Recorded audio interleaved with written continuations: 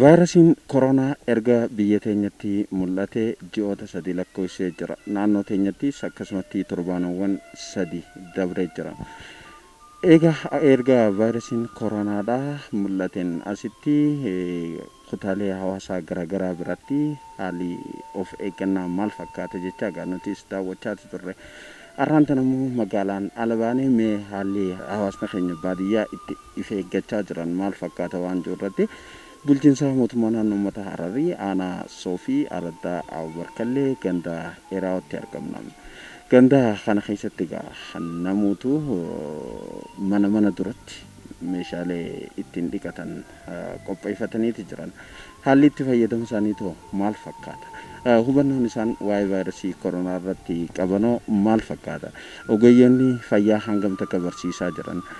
Caasaan mootummaa ta'u hangam takka waan kana irratti hojjechaa jiru waan jaan iyyaafachuudhaaf tasa ganda kanatti argamne. Mee haalli waliigala jiru maal fakkaata? Waliin haa ta'u waliin turtii gaarii.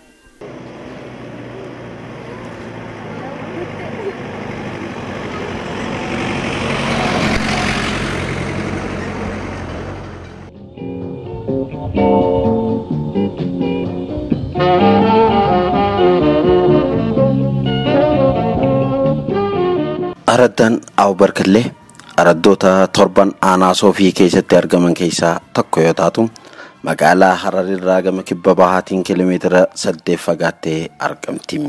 Bal'ina lafaatiinis ta'e baay'ina uummataatiin araddoota baadiyyaa naannichaa keessaa adda durummaan tan ibsamtu Awbarkallee fiinxa daangaa naannichaatti argamuu bira dabree gama kibbaatii fi lixaatiin araddoota baadiyyaa aanaa Fadisii fi Haramaayaa baay'ee waliin gama kabaatiin araddaa galmasheeraatii fi magaalaa Harariin akkasumas gama bahaatiin Soofii fi Burqaan waldaan geessiti. Daandiin naannoo fi naannoo akkasumas aanaa fi aanaa walumaa galattuu aanota 3 magaalaa Hararii waliin wal qunnamsiisu araddaa kana keessa qaxxaamuree waan dabruuf tamsa'ina vaayirasii koronaatiif mijaa'uu inni qabdu ol aanaadha. Dana Awbarkalleetuun araddaa daangarra waan jirtuuf uummanni karaa Jabuutii fi karaa wanta karaa Wacaalee dhufu karaa jalaa kanaan dhufu uummatoota kana hunda uummata lafa yaa'u jira. Warroota lafa yaa'an kana hunda qabnee ol meesinee maraamarru malee takka hin dabarsinu dhukkuba kana haala kanaan muka jalatti ittisaa jirra. Nutis tasa aanichatti argamne namoota ganda keessatti arganne waa'ee vaayirasii koronaa kana hubannoo qaban akkasumas tooftaa ittisaatii fi mallattoolee isaa gaafanne.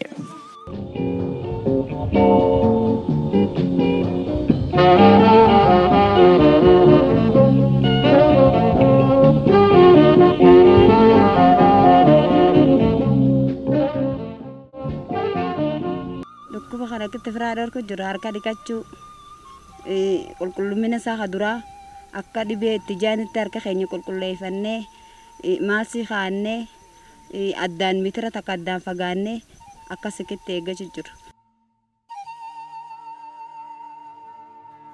Akka itti firaadhaa arginu harka keenya saamunaan yeroo irratti ni dhiqanna ankoolii illee ni facaafanna akkasumatti qulqullina hundaan adda fagaannee hanga mitira tokko addaan fagaannee.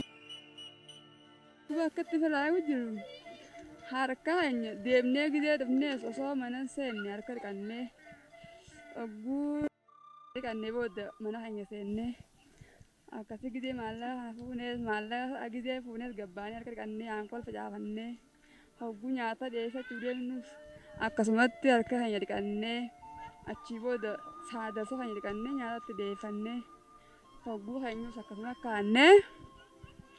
Akkasumatti ammas kan mana dhufus bishaan saabunaa fi oomoo biyya keenyaa fi dhiqatanii oseenan yoo akkas ta'uu baate hin dhiifne jechuutti. Dukkaanas haa gurguru keessatti haa deedhannee hanqa mititti akka mitin lamatti fageessinee akkasitti jiraachuu jirra jechuudha. Mallattoo qofaatiinis axxisoonis ammas akka agartee diifafaatis godhee hawwa. Saniinis ni beeksifte jechuudha. Nama mallattoo akkasii qabu addaanis itti ifamneeti namni mitira takka. Sanbooda immoo gizeen karaa manaa yaalaa deemu. Nama qufa nama attis jiru sanirraa fagaatanii hanqa gizee mana yaalaa dhaqanii hanqa isaan if ilaalan takkatti irraa fagaannee ittiin dhiyaannu mana isaanii hin dhayidhu. Agguusii booda ogguun namni sun if laalee fayya qabdan jan booda akkasitti bakka if eeggannumatti jiraanne jechuudha. Akkaataan itti firraa eegu jirru har'a alhamdulillaahi dhukkuba zamanaa wajjin wal qabatee haala biyyattii addunyaa biyya bira kutee addunyaa shoora harkaisu jiru kana hubannoo ijoolleen barattee karaa dhiiftee fi barnoota irra jiruu fi hojii irra jiru wajjin caasaa addaa barkalleetii wajjin akkaataatti hubannoo nuu kennanitti addaan fageenyaa fi harka wal fuudhuu dhabuu harka dhiqannaa addaa caasaa addaa barkallee irraa waan hubanneef ijoollee fayyaatii wajjin seektaroota fayyaa irraa waan hubanneef akkaataa saniin uummata keenya mana manatti irra yaanee hubachiisu jira hubannoo kennuuf jira nuu kennanii hubannoo saniin fayyadamu jira jechuudha. Addaan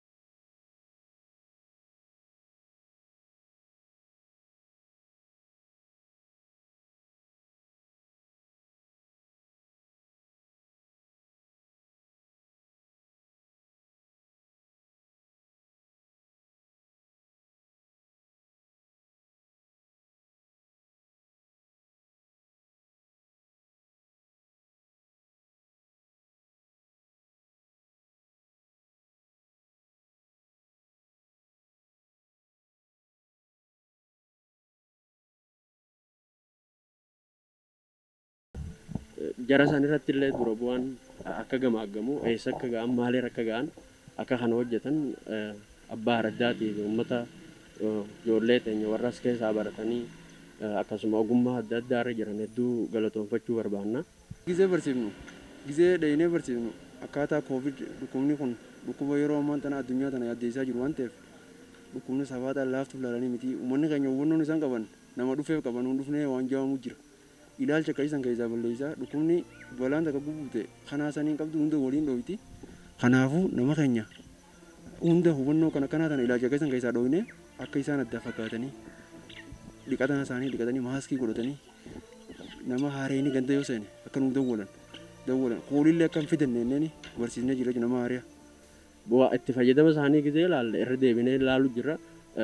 Warri itti fayyadaman dhugumaan itti fayyadaman ni jira akkasuma warri hubannoo namni hawaasni walirra qaba warri ganaa itti fayyadamus ni jira akkasuma muuxannoo walirraa fudhachaa itti fayyadamu jiran akkasuma ammaas iddoo haruuzaatii fi taziyaatis akka hin deemne kanuma keessa ibsinee fi hawaasni keenya fayyadamu jiranii kana mootummaalleen waan nuti ifaajii yookaan dalagu jiru tana qaamni gubbaa dhufee waan dalagu jiru tana akka hubatu akka laalu akkasummaas beekamtii illee uummata keenya kanneen ifaajii tana akka argu asirra afeeruu barbaanna. Mootummaan naannootilleen akkuma mootummaa federaalaa fi ministeerri fayyaa karoora baafatee itti deemaa jiru kanaani mootummaan naannoo keenyaatillee qixa sirriitiin uummata kana keessatti gadi bu'ee ispeeshaalii uummata naannoo baadiyyaa jiranilletti sirriitti hojjechuu qaba. Kanaa duratti baay'ee hin argine xiqqoo gargaarsi isaanii kanuma jiru akka naannoo magaalaa keessatti sirriitti gadi bu'anii uummata keenya baadiyyaa kanarratti hojjechaa jiranii ispeeshaalii naannoo Hararii irratti araddoota baadiyyaati jira. Isaan kanarratti xiyyeeffannoo kennanii waan isaan barbaachisuuf deeggaruudhaan akkasumas hubannoo uummataaf kennuudhaaf akkasumallee caasaalee araddaa wajjin ta'uudhaan aanaa soofiitillee hojii ta'uudhaan aanaallee nu gargaaraati jiranii kana caalaa akka nu gargaaran barbaannaa jechuudha. Saniifuu aanaan soofiitilleen hooggantoonni aanaa soofiitii fi kaabineen aanaa soofiitilleen carraa kanaan galatoomaa jechuun hin barbaada. Kana caalaa hojii jajjabduudha isaanirraa eeggachaa jirra. Kana caalaa jabaatanii uummata keenya keessattillee gadi bu'anii rakkoo uummata keenyaa kana furuudhaan uummata keenya kana ni ceesisu jeetiin abdiirraa qaba. Saniifuu mootummaan naannootii fi bulchiinsi aanaa soofiitilleen jabaatanii akkuma haala duraatti san caalaa akka nu deeggaran abdiirraa qabnaa jechuudha. Aanaa fi naannoo irraas ta'u koovidii kanaaf iddoo kananii warroottan iskiriinii kana dalaganiif hubannoo kananii rakkoolee isaanii guyyaa guyyaatti irra deemanii rakkoo maal qabdan jedhanii irra deemanii laaluu fi kana godhuu barbaachisaa namnummaan dhufee silaaluu hin jiru. Kaisaafuu naannoon faana takkaa dhufanii nama hubannoo nu kananii hin beekan. Manaaf dhukkubni kun dhukkuba laafaa miti. Nuti hubannoo qorra beeknutti fi walii kanine gamoo mootummaatiin ministeera qaama fayyaa naannoo tanaatiif himuu feenu dalagaa nuti waan kanarra dalagu jiru sana jechuudha. Warri nu gargaaranillee ni jiranii warri nu gargaarres akkasuma numa jiranii waan takka irruu jira. Aankoolii fi kana kanallee sila uummata keenyaaf jechuudha warra waan kana dalagu godhanii waan garagaraa waan gilaabii fi kana jechuudha. Kanaan akka nu bira dhaabbatanii kanarratti nu gargaaran isaan